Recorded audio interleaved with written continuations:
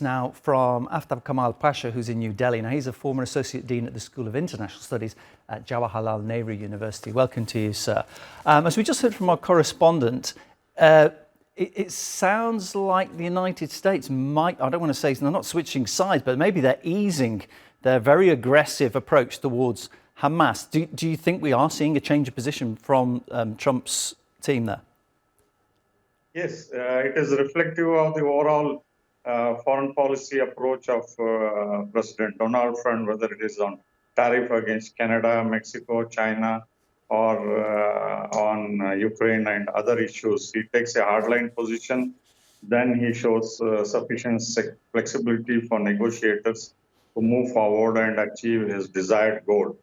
But the Hamas takes the cue from not only this American position, but also from his address to the U.S. Congress, wherein President Trump's first statement was that he wants peace. He wants to put forward diplomacy and achieve the maximum results to the American foreign policy to make his agenda of America great and the golden era for America a reality. And secondly, the Hamas knows that Israel cannot do much more militarily than what it has done in terms of bombardment, boycott, and destruction, and the pain and genocide which it has inflicted on the people. Thirdly, the Cairo Arab Summit has actually strengthened the hands of Hamas, where the Arab states showed unanimity, not only in their resolve to rebuild Gaza, but also commit substantial amount of over $50 billion.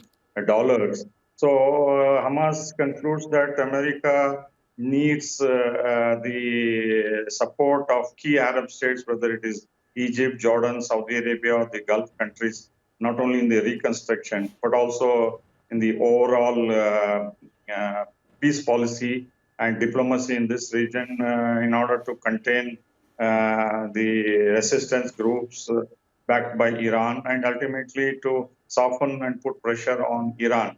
So all of these factors are taken into consideration by Hamas, and they feel that America is directly involved in the negotiations, bypassing Netanyahu's government, which would have put pressure on the Hamas to make inordinate concessions.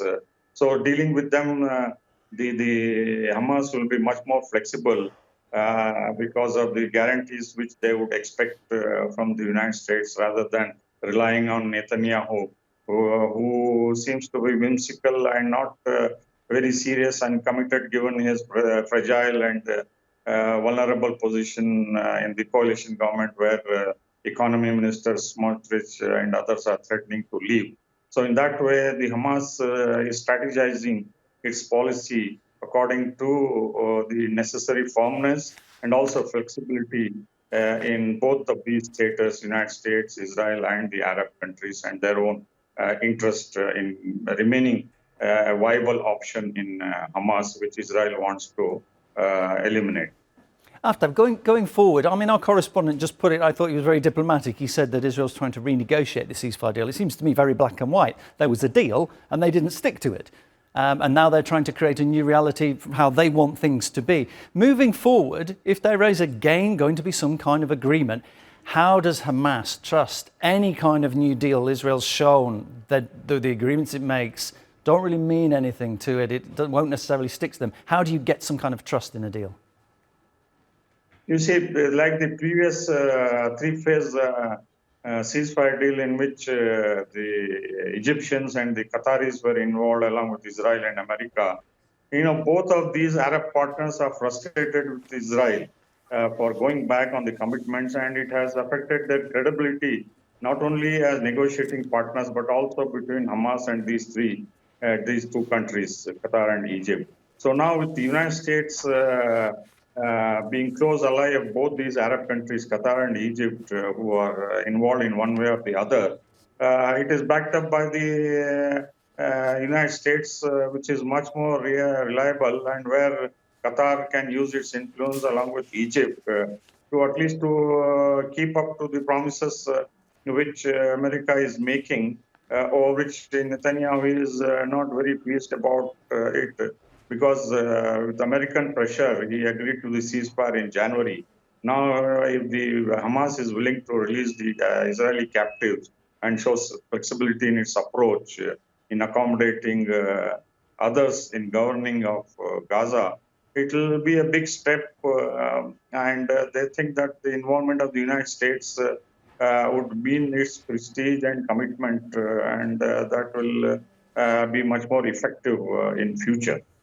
Aftab, thank you. My guest, Aftab Kamal Pasha, who's a former Associate Dean at the School of International Studies at Jawaharlal Nehru University.